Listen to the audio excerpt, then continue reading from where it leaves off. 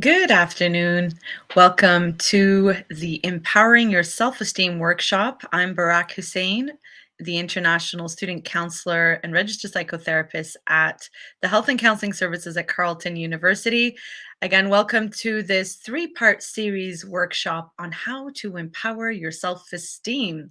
Let's get started. I'm going to put up the slides right here, and that way we can watch along as we get started in this really important discussion where I find that a lot of people sometimes struggle with taking a look at what is important for them in terms of their worth, their value, and so on and so forth. So today for the first part, we're going to be taking a look at understanding why do we want to look at self-esteem, why it's important to study that, reflect on that, excuse me, and understand that. Then we'll take a look at getting ready, the physical preparation for the actual mental work on how to take care of your self-esteem. We're also going to take a look at how self-esteem is actually developed step by step. And we're going to take a look at the concept of worth, external and internal worth. Then we're going to take a look at unconditional worth and growth. So this will be for the first part of our three-part series on how to empower your self-esteem. Now, for those of you who are interested, I am using the book called The Self-Esteem Workbook by Dr. Glenn R. Schiraldi. And this is a great book. I highly recommend for the rest of the series that you do get this book. You can get it online, Amazon, Chapters, Indigo. You can follow along with this book as I'll be using most of the concepts from there. So let's get started into looking at why it is important to study self-esteem. If we take a look at Abraham Maslow's hierarchy of needs, who's a very famous psychologist around looking at self-actualization and empowering yourself, you see that once our physiological needs are met, that has to do with basics such as sleep, breathing, homelessness, all of these are met. And the next part is safety and security, where there's the security of the body, for example, employment, resources, family, health, property. Then you've got love and belonging, which needs to be met once the bottom two are met. So, for example, friendships, social interactions, intimacy, family connections. Then we have our self esteem, which has to do with our confidence and achievement and respect of others, respect by others. So this is pretty high on Maslow's hierarchy of needs, right underneath self-actualization. So it's really important to take a look at once we have basic needs met leading up to that, to develop that and understand that and how it impacts us. And you see how it could be impacted by all of the needs underneath. So what's interesting is that low self-esteem or self dislike appears to contribute to depression, anxiety, symptoms of stress. So, these are the top things I find, especially, and not just theoretically in research, but I also see it practically as a therapist with my own clients, that this is something that is pretty common amongst a lot of those students that I see, that those who have a lost sense of self dislike or self esteem tend to have lots of symptoms of depression or anxiety, and including stress symptoms. There could be a lot of psychosomatic illnesses such as headaches, insomnia, fatigue, digestive tract issues, hostility, excessive or deep seated anger, dislike and distrust of others, the sense of competitiveness as well. There tends to be also, and not always, but there could be spousal as well as child abuse involved, somebody who experiences self-esteem, entering into abusive, unhappy relationships, perhaps alcohol, drug abuse, eating disorders, and unhealthy dieting. So the person who's experiencing that, poor communication, for example, non-assertive aggressiveness or defensive, critical, or sarcastic styles, could be promiscuity, dependency on others to always make them feel good, right? Possibly feeling very sensitive to criticism. There could be this tendency of putting on a false front to others to impress people, right? And then people tend to have the social difficulty of withdrawal, loneliness, perhaps. Perhaps poor performance, classroom achievement could be impacted, right? And preoccupation with problems. And of course, status concern. Now, just because you have some of them, not all of them, it doesn't mean that you're in trouble. It just means that perhaps we need to work on empowering your self esteem and understanding that these are things that we could work on to strengthen. So let's take a look at where you are for those of you who are joining and watching right now. And those of you who are perhaps going to watch this later, take a few moments to take a look at the Self Esteem checkup, seeing where you are right now and looking at yourself in a different perspective in terms of, am I a worthwhile person? So just rate that from 1 to 10. Am I as valuable as a person as anyone else? Do I have the qualities I need to live well? Taking a look also at, when I look into my eyes in the mirror, I have a pleasant feeling. I don't like an overall failure. Nobody really does, right? But failures can be lessons, right? I can laugh at myself. I'm happy to be me. I like myself even when others reject me. I love and support myself regardless of what happens. I'm generally satisfied with the way I'm developing as a person. I respect myself. I'd rather be me than someone else. It's important to take a look at where you are here, right? 10 means you think it's completely true. 1 is 0, completely disbelieve it. So just to check where you're at right now. For those of you who quickly did that, where do you see yourselves? In the middle? And you can comment, and I can see your comment as well and share them. So feel free to pop in questions as well as we go along, and where you see yourself as well.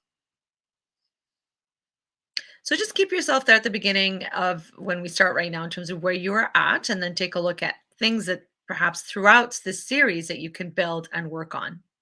So the next part, we're going to take a look at understanding, rating your self-esteem on the following scale. So this is done by Gauthier, Pellerin, and Renault in terms of how often do you restrict your daily activities because of your difficulties with self-esteem. So put yourself as between always or never. And the first one, total 0 to total fullness. And then the last one here, how serious is your problem with self-esteem? From no problem to totally incapacitating. So again, just rating yourself to see where you are at right now. And finally, take a look at how serious is your problem with self-esteem. So now that you have an idea of where you're at, we could jump into understanding how to get ready in the physical aspect of self-esteem. So we take a look at understanding how important it is to manage these three things: eating well, having good sleep hygiene, and good exercise practices. When these three things are in good balance and you're hit with a difficult situation, you're more likely to handle that situation. However, if it's off balance and you're hit with that difficult situation, then it becomes really challenging, whether it's stress or, let's say, your self-esteem is wavered a little bit. That's why I want to spend some time, and in future workshops, especially on stress management, we'll take a closer look at this. But for now, what you want to do is to develop a good habit of having sleep hygiene practices and eating practices and exercise practices, right? So it's really important to take care of your body and creating a written plan of somewhat of how you're going to do that. So exercise could be a few times a week, reasonable, at least 20 minutes of aerobic exercise. Perhaps it could be yoga, swimming, going to the gym, dance, whatever it is that gets the heart pumping a little bit in a healthy way, of course.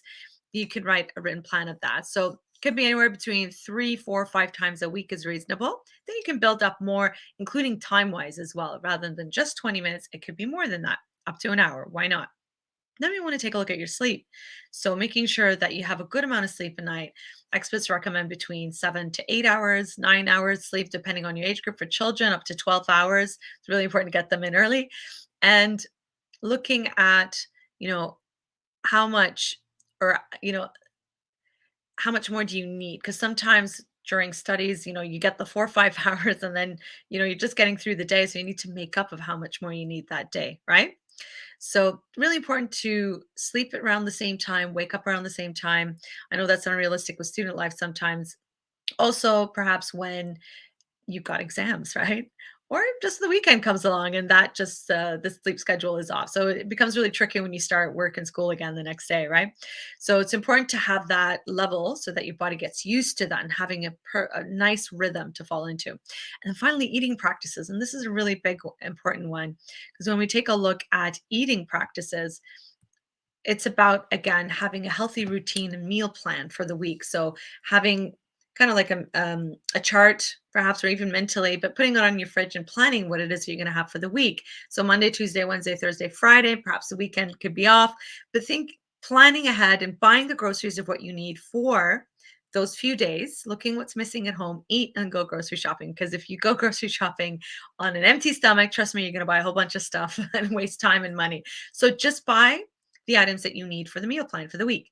Perhaps Sunday afternoon, spend a few hours of prepping, chopping, and actually cooking and having the food ready. This will save you a lot of grief and time throughout the week, and it ensures that your mind and body is fully nourished and you don't have to think about what am I going to have tonight and then stress eat or buy junk food and just waste money. Whereas when you plan it this way, this is a really great routine, especially for students and professionals, families, and perhaps even getting your roommates and families involved by taking turns cooking throughout the week according to the meal plan that you have ready. So you want to practice this for about a week or two, eating well, sleeping well, exercise, to get into looking at how this will impact your self esteem. So let's jump right into it. After you create this really great routine, you can take a look at how self esteem develops.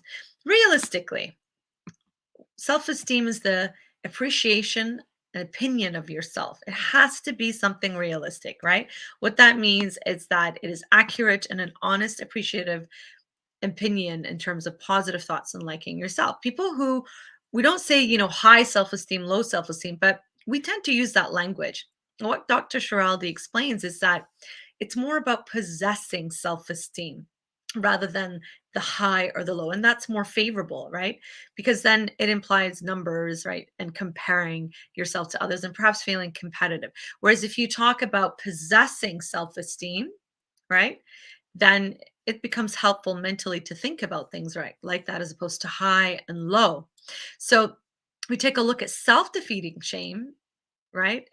You feel yourself as less than human, you're the dust of the earth, that type of attitude. Whereas you're looking at the opposite in terms of self and defeating pride, not shame. You think you're arrogant, you're better than other people, you're arrogant, and tend to be narcissistic. So you see that could be the extremes in terms of possessing, right? So it's really important somebody who has a realistic appreciation about themselves is they know their faults and they're content with who they are as they are. In terms of concepts related to self esteem, these are really great concepts in terms of understanding identity about yourself, the appreciation of oneself, accepting yourself, even with the faults that you have. Self confidence has to do more with the abilities and skills that you have, because sometimes people interchange self esteem as well as self confidence. So, self esteem is possessing that realistic appreciation of yourself, and self confidence has to do with your abilities. Pride could be along the lines again of, being prideful of, let's say, your race, perhaps, or your faith, or your skills and abilities, so on and so forth. And humility has to do with that humbleness, right? Of being aware of these things, not bragging or showing off, right? Selfishness, that's an interesting one when it comes to self esteem, because sometimes people want to do things for themselves and they're seen as selfish. So they're, and then the opposite of that is giving of yourself to others and sacrificing. So it has to be that happy medium, right? When we take a look at pride and humility, it also is related to the ego. So a lot of these concepts could be related to psycho-spiritual, especially people of faith, where we take a look at egos and how to get yourself closer to God and submissiveness and humbleness. So a lot of the concepts that we could talk about here could be related to that. So depending on what your worldviews are in terms of philosophy, religion, spirituality, a lot of these can be applicable this way as well. So, looking at this diagram here, which is one of my favorite ways of explaining self esteem, it takes a look at understanding how to build that sense of self, which is part of the intro here that we're taking a look at today. So, the first section that we're going to explore after this is worth. And this is the first building block that we want to have solidified. The idea here, when we take a look at self esteem, is not about perfection, not that it has to be 100%. The idea that it has to be the best that you can do for yourself. So we want to have a solid foundation. It doesn't have to be a perfect block, but a really good solid sound foundation of unconditional worth, which we'll take a look at in a moment. The next section, which is also something we're going to talk about in our next part of our series, is love. Love from yourself, love from others around you, and how that also contributes to self-esteem. This is really interesting when it comes to child trauma, for example, or past trauma, especially when it comes to the dependency of love upon others. So we'll take a closer look at that and look at how to be able to love yourself and grow from that, which is our third building block, as you can see here, where once these two foundations are solid, similar to the hierarchy of needs by Abraham Maslow, is that when these needs are met, then this next need can be developed. Same thing here. These are built upon each other sequentially. So the unconditional worth, love, and then growth. Once you have that growth and all of them steady, again, not 100%, but fairly solid, then self-esteem, which is drawn as a triangle, can be in balance. If you notice from this diagram now, if any one of these are not solid and strong, then that self-esteem will topple over. And so our goal throughout the series is to build this solid foundation so that we can have that balance of our self-esteem. All right, let's get right into the next section, looking at connecting and understanding our worth. So the author here takes a look at how the core human worth is essentially called the spiritual self, the reflecting sunlight. And that's how he describes it. It's such a beautiful, positive image, right? He also describes it as a beautiful, lovable embryo in terms of a potential like. So this embryo that has a potential of life, of so much to grow and build.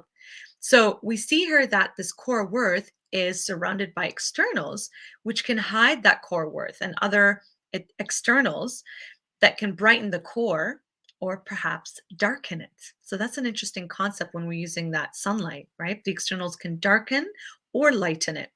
And so the love of others, of course, can help us feel our worth, while the mistakes, the criticisms potentially can camouflage, making it difficult to see and experience our own worth. So, I'd like you to take a look at yourself that way in terms of your core worth and value, right? And how you could be surrounded by darkness, which hides your value and worth from yourself, or it can brighten it, which can make you see it even more. Now, let's take a look at this very, very profound thought and concept, where we want to take a look at how your worth as a human being, as a person, is completely independent of external factors. These external factors could be anything from skills, gender, education, mistakes, your behavior, physical fitness, your clothing, your spirituality, your blessings, your intelligence, your strength, your appearance, definitely your appearance, your family image, your connections, being right or wrong, right? It could be anything around the lines, as well as attitudes, productivity, resilience, confidence, feelings, or it could be about comparisons, competitiveness to others, and judgments of others. So these externals are really fascinating because we base our value and our worth upon what others think of us or these external factors. And so the author takes a look at taking a step back and understanding that your worth and value is completely independent of any of these external values. Now, if we look at it from a psycho-spiritual perspective, where you bring God into this, right? Because a lot of people will tend to say, well, you can't completely take that out. Absolutely. Depending, again, what you believe, is that there are some beliefs around the idea that your worth and value is dependent upon your relationship to God and the universe, right? So it's really interesting to see here, perhaps, that your worth and value as a soul, as a human being, spirit, could be dependent upon that. There's lots of history and readings around spirituality, research, religion that connect these different ideas, again, depending what your worldviews are. So we can't completely exclude it from this conversation here. But definitely, when we take a look at external materialistic aspects, your worth is completely independent of that. So I want you to take this idea as we move into the next parts into how you are completely independent of these external values around you. It's not easy, but it's definitely worth taking a look at. Now, let's go into the next part here in terms of understanding when you can separate worth from your externals. Because it is not an easy thing. It's very difficult to separate because the impact of our social pressures, family pressures, expectations from society, the world of social media that we live in, right? They all project onto us what our worth and value is. Like, you have to be a certain look, You have to be a certain type, or you have to fit into a certain expectation to be considered worthy, right? And we know this greatly impacts young people as they are developing. And you could see that as young as children, as in preschool, heading into elementary, middle, high school, into university, and just out into society.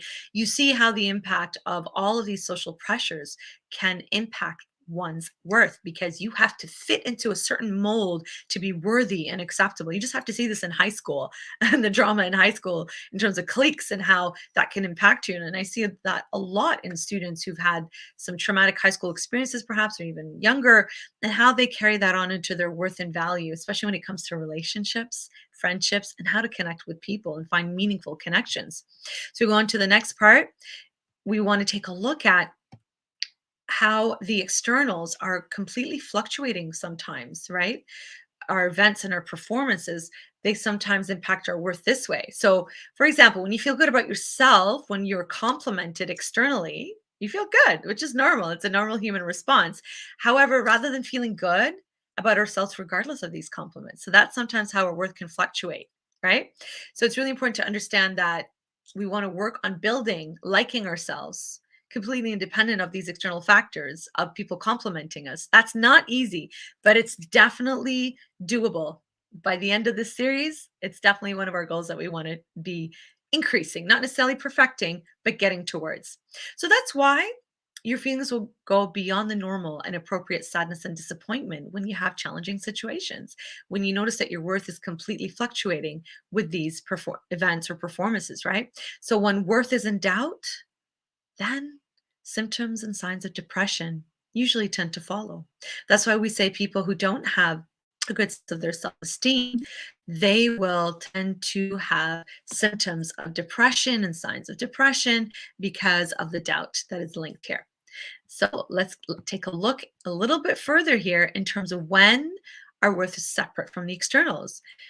This is when human worths become unchanging and inherent regardless of the outside events, right? So, for example, the core worth of ourselves by appreciating the amazing intricacies of our body, right? As the metaphor of the core self and how it functions and works, and how our heart beats and keeps us alive, and how our feet move to keep us standing. Later on, when we get into this, we're going to do an amazing body mindfulness appreciation to really make us look at ourselves in a different way. It's one of my favorite meditations that we do.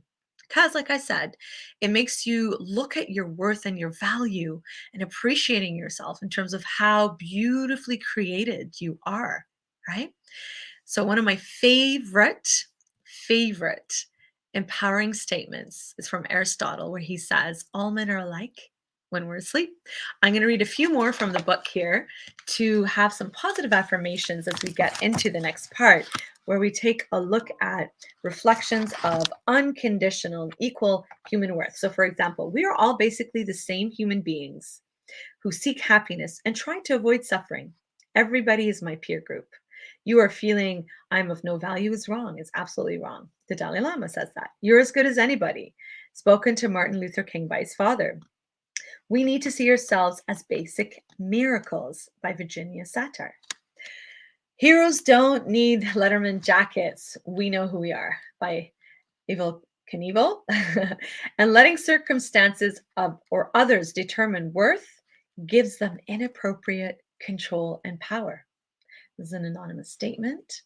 And problems are weaknesses which respond to strengthening.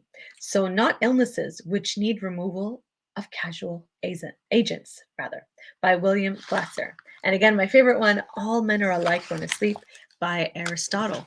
These are really quite empowering if you think about it, because then you can see how you can separate your worth from these external factors, right? By really appreciating who you are. So let's get into the next section here.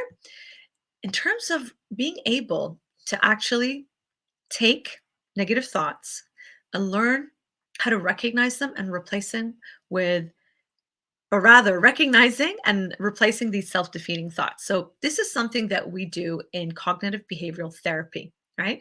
We have these automatic thoughts that come into place. And sometimes we're just not aware of some, right? This exercise is designed to show you when you are having these negative thoughts by recognizing them. So here are 13 automatic thoughts that we tend to have around assumptions, around should have, could have, would have, taking a look at the fairy tale fantasy, right? Also taking a look at all or nothing fantasy, all or nothing thinking, overgeneralizing, labeling, dwelling on the negative, rejecting the positive, unfavorable comparisons, right? Catastrophizing. How many times do we do that? Personalizing, blaming, making feelings facts. These are all automatic self-defeating thoughts that we have when we feel down upon ourselves, looking down upon ourselves, or events and things happen to us, and then it just triggers us to feel unworthy. So it's really important to recognize when these negative thoughts occur and learn how to replace them. So follow along in the next part so we can learn how to do that properly. So we take a look here. So keep these in mind, these automatic 13 negative thoughts that occur.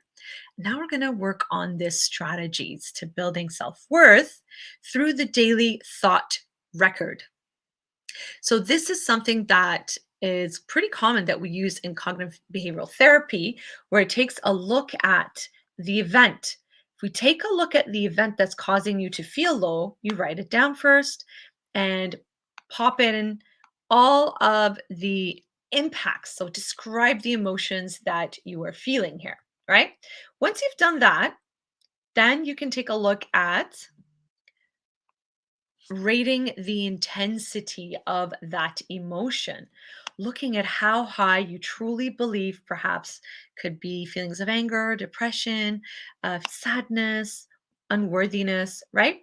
So when you take a look at that, you can take a look at the thought pattern there in terms of how much do I truly believe this negative thought. Chances are at this point, they're pretty high. What you want to do after then is write down underneath in the next column the initial responses. So describe the automatic thoughts or negative self-thought talk that comes. So write them here. Those of you who are following it along, please go ahead and do that. So write down all the negative thoughts, or you can just do it in your head, right? And rate them out of 10. So that's the next part. Is you want to rate how much you believe this negative automatic thought out of 10. Here you can write anything. You're allowed to go hard on yourself here. They could be around the words of I'm such a loser, I hate myself, or I'm such an idiot. This is the only time you're allowed to do the negative self-thought. So I'll give you a second to write those down.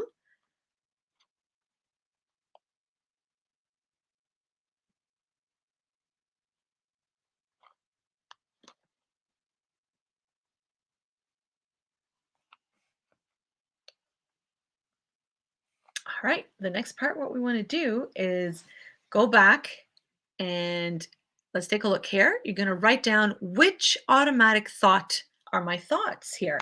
Am I assuming? Am I rejecting the positive? Am I catastrophizing? Am I overgeneralizing? Am I blaming? Am I making feelings facts? This is a big one. We always tend to take our feelings and believe it as an actual fact, right? So write down here, I'll give you a moment to write down or describe for yourself which one is it? Which one of these negative thoughts am I actually embodying right now? So let's give you a moment to write that down. By the way, this series, we're going to be doing a lot of these types of exercises, and we'll give the opportunity to write them down or reflect upon them. So this is yet another one.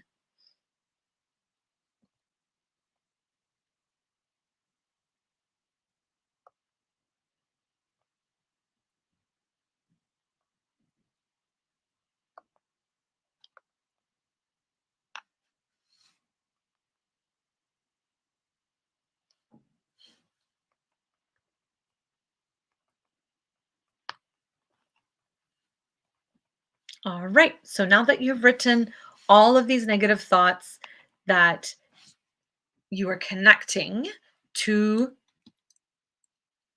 the fallacy here. I'm going to make the connection, label which distortion is this. Now we're going to do the CBT part, which is the cognitive behavioral therapy part, which is taking that thought and talking back to it. So you want to change the distortion to something more reasonable. right? So, for example, I'm such a loser when I tripped in front of those people, and that really was embarrassing, made me feel bad. Rather than saying I'm such a loser, you're making a feeling a fact here. You can talk back and laugh at yourself and say, you know what, everybody trips and falls. That's okay. And when you laugh at yourself like that, that can really help you move past the idea of you being a loser because everybody falls and trips sometimes. That's okay. It doesn't make you a loser. You're still a person of worth and value. So this is the part where we talk back to the negative thoughts with a more reasonable thought. And it's a very, very powerful tool that you can use to challenge yourself. Now, we're not done yet. What you want to do next here, if you look here, is right here, what I'm showing you is you're going to rate out of 10, how much do you believe that automatic thought, or rather, sorry, the reasonable thought. Rate it out of 10. And then you're going to go down here, the result area, where you're going to re-rate your initial negative thought. Once you re-rate your initial negative thought, what happens here, we hope to see the numbers go down. The numbers go down here, you come up to the intensity of these negative emotions. What happens here is that you will see, hopefully, if this worked, that the intensity of those emotions have also gone down so you don't feel as bad or negative over this event or thought or anything that made you feel pretty low. So this is a great strategy. And the more you practice this, and I recommend practicing it for around 3 weeks, daily, catch yourself when you do something so it becomes a habit. You can develop this to create a routine, which then develops into a habit of you recognizing and replacing self-defeating thoughts. All right. So now that we have done that, we are going to take a look at some other strategies on how to build your self-worth. So the next part, I just lost my screen here. There we go. So the next part we're going to take a look at is recognizing using this strategy called the nevertheless acknowledging reality. So now that we have mastered with practice the recognizing and replacing self-defeating thoughts, now we're going to take a look at acknowledging the reality of unpleasant external conditions without condemning your core self and still feel good about yourself. For example, so even though you feel bad that events can be appropriate, right, but not healthy, it's not healthy to feel bad about the negative core self. It's okay to judge behavior and skill, but not the core. So for example, when we take a look at, even though I tripped and I fell, or even though I didn't get a good grade, even though it didn't work out relationship with this person, even though this friendship ended, so whatever external you have, you can put it right there. Nevertheless, what you are going to do here is say, nevertheless, I'm still a person of worth. I'm still a person of value. I'm independent of that situation, of that person, of that opinion of that person, even opinion of myself, believe it or not, because that is an external, right? So this is a great strategy. Even though, plug in some external, then you say, nevertheless, a statement of worth. I'm a person of value, of worth. I'm still a good human being, et cetera, et cetera. So this is a really, really great strategy, acknowledging the reality. So the next part here is taking a look at regarding our core worth and creating that habit of affirming thoughts. So like I said, it's okay when we talk about, thinking of what you have rather than what you lack. Right? So looking at your core worth like that, right? So of the things that you have, I'd like you to think about the statement, the things that you have, select the best, and then reflect of how eagerly you would have sought them if you did not have them. And this is a statement by Marcus Aurelius, which I think is a really, really powerful statement in terms of looking at your core value and your worth, right? So thinking of what you have rather than what you don't have, right? And our abilities, our strengths, and these are things to work on, right? They're things to work on rather than not being good at something. So this is a really powerful statement to think about when you are feeling low about yourself, right? To be able to recognize that your core worth, even though you don't have, let's say, you're not really good at math, or you're not really good at a certain skill, or you're not really good, let's say, time management. These are things that you can perhaps work on whether you get a tutor, work with a study skills specialist, or take a course, right? To improve, to strengthen. Doesn't have to be perfect, but as long as you're trying your absolute best to get to that place, then that is what we want to focus on and take a look at, right? The last part here is creating the habit of affirming thoughts. So the idea behind that, right, is taking a look at how we can affirm our thoughts with positive thoughts of self-esteem. So I want to share a few of these with you here from, again, the book of taking a look at these affirming thoughts. So a really great statement here by Anonymous is self-acceptance does not breed complacence. On the contrary, kindness, respect, encouragement, support, firm but caring discipline. These are all the soil and climate for your development. That is such a beautiful statement, right? So we have to understand that people with and without self-esteem are fallible, right? They all make mistakes. We all shortfall of our goals and dreams. But groups of people, both of these types of people in terms of low, with or without self-esteem, have succeeded, in their lives, whether it's in school or sports, relationships. And so we want to understand what separates the two. And it is about self-talk and how people talk to themselves. And research has shown that, right? You've got the type A personalities with who's really high in anxiety. They've shown to be very self-critical, and their thinking thoughts are like, what's wrong with me? I should have known better, should have, could have, why am I so dumb? These types of statements. So these are self-rejecting statements that further degrade self-esteem. And then you see, conversely, with self-esteem type B personality types, they score low on anxiety and tend to appraise failures more compassionately to themselves. And they focus on external factors rather than, and behaviors, right? So they say, oh, this was hard. This test was hard. I've had too many other demands on my time. I didn't study enough. I'll prepare better next time. So these statements tend to preserve our self-esteem in the face of stressful situations. So it enables one to improve their behavior without self-condemnation. So those who focus on what's wrong with themselves, these are people without self-esteem, right? They feel deficient and inadequate, and they become more defeated. They lose motivation and the joy of experiencing oneself as worthwhile. So they do push themselves to grow, and they do so with the perfectionist attitude, right? These standards, it's really hard to get to them. So though it impairs that success, right? So people with self-esteem, by contrast, they acknowledge the rightness of the core, despite the rough edges and the imperfections. They focus on what is right. They motivate themselves to grow with a carrot, right? The example of the carrot, not the stick. So we see that cognitive behavior, what it does, it removes the negative thoughts that undermines the self-esteem. And so taking a look at this activity. So I want you to practice this over the next while until our next session, as we're wrapping up here, is in thinking and uplifting our self-affirming thoughts and building that practice of self-esteem.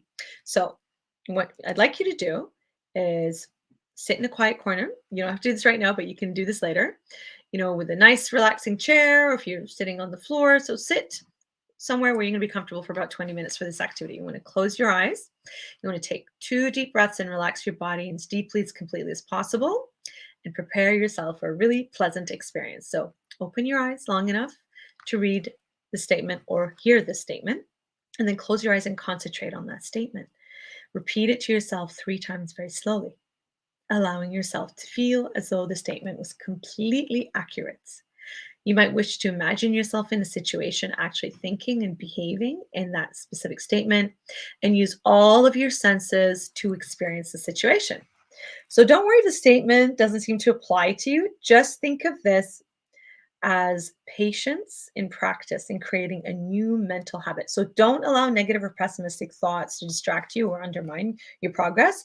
Accept whatever actually happens without that demanding perfectionism that is so debilitating. So if a statement doesn't feel right, just leave it and return to it later, or modify it so that it does feel right, keeping it as positive. Then what we want to do is repeat this for each of the statements that I'm going to read for you. And this can take around 20 minutes, so I'm going to speed it up a little bit. And we want to repeat this activity for about 6 days, so around a week. So each day after doing this activity, I want you to notice how you feel about yourself. A lot of people notice that with practice, the thoughts begin to be more comfortable. You get used to it, right? Becoming almost like a trusted friend. And the thoughts do not necessarily become comfortable within 6 days. If they don't, so they're more likely to return to you in a more comfortable place by the time we're done this series. So let's get started. Find yourself in a comfortable position. With each statement, open your eyes as you hear them and then close. I want you to reflect and think about them. I'm going to go through all of these statements, and this is how we're going to practice and end off today's session. There we go. Let's start. I think some really nice background music will help. So give me a moment while I get that up as well. Always nice to have some background sounds. Get yourself in a comfortable position, and we're going to start this activity right now. As soon as I get the sound running.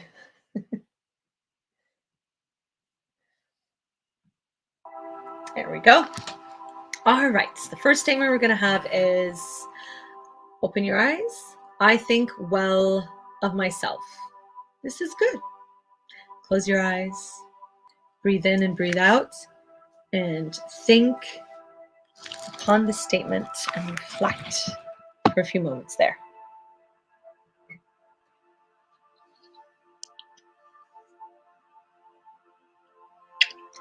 Repeat it to yourself slowly 3 times, allowing yourself to feel it as though the statement were completely accurate. I think well of myself. This is good.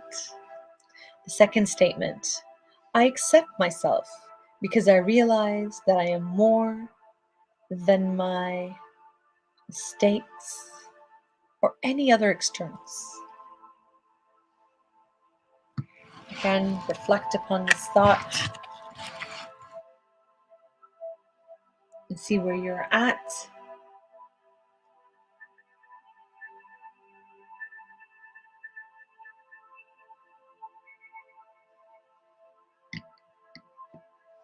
The next statement, criticism is an external. I examine it for ways to improve without concluding that the criticism makes me less worthwhile as a person.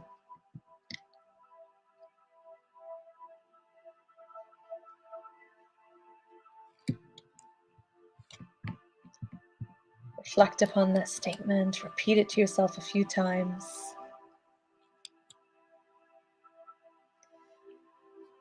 And our next statement takes a look at,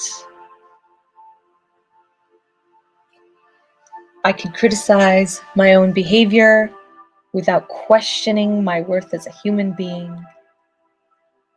Repeat the statement to yourself a few times. Breathe in and out.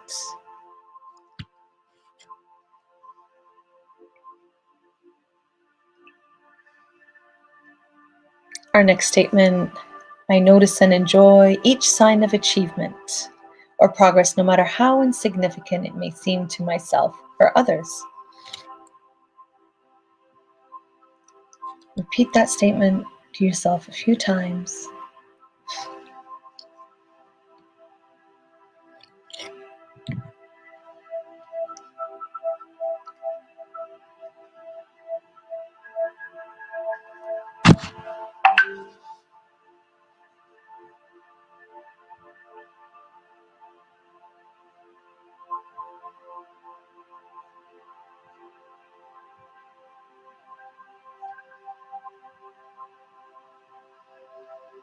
Now, the next statement, I notice and enjoy each sign of achievement or progress, no matter how insignificant it may seem to myself and others.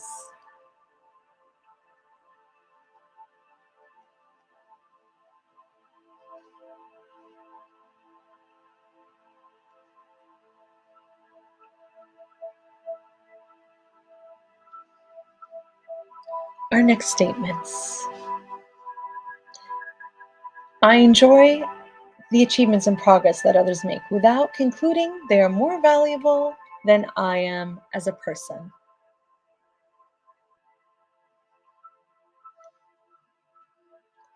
Our next statement, I'm generally capable of living well and applying the time, effort, patience, training, and assistance needed to do so.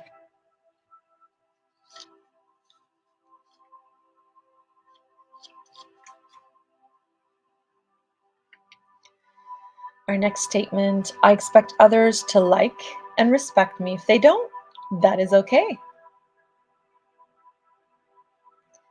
I can usually earn people's trust and affection through sincere and respectful treatment. If not, that is also okay. I generally show sound judgment in relationships and work.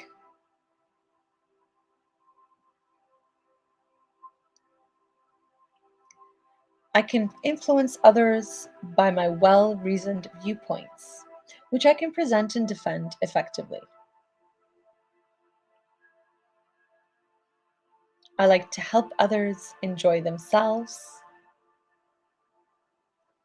I enjoy new challenges and don't get upset when things don't go well right off the bat.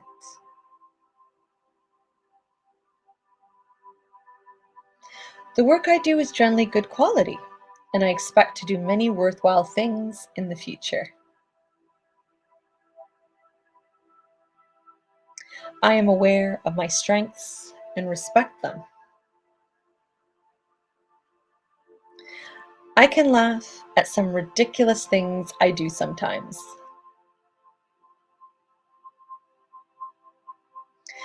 I can make a difference in people's lives by what I contribute.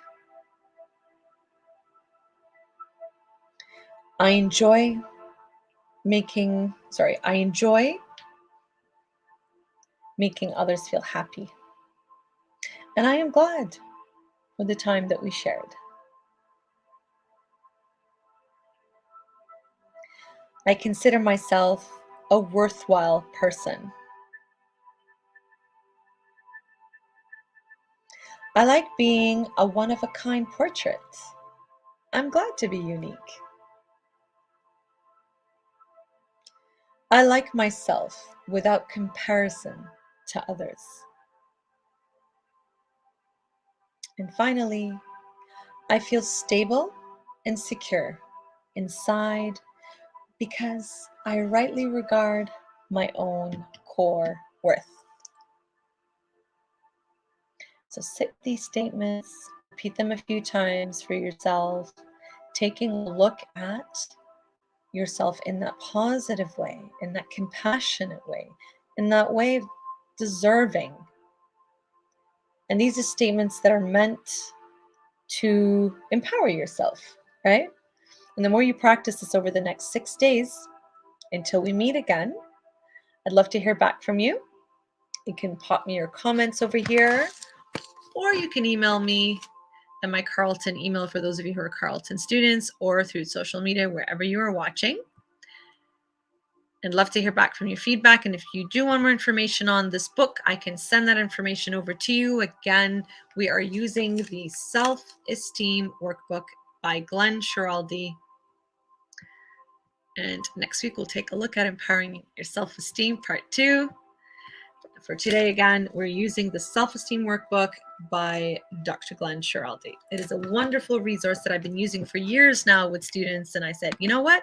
It's time we do a really good workshop on this series to help people look at how to build their sense of self, empowering themselves. And today what we did, we took a look at understanding the fruit fly here, that's part of the broadcast.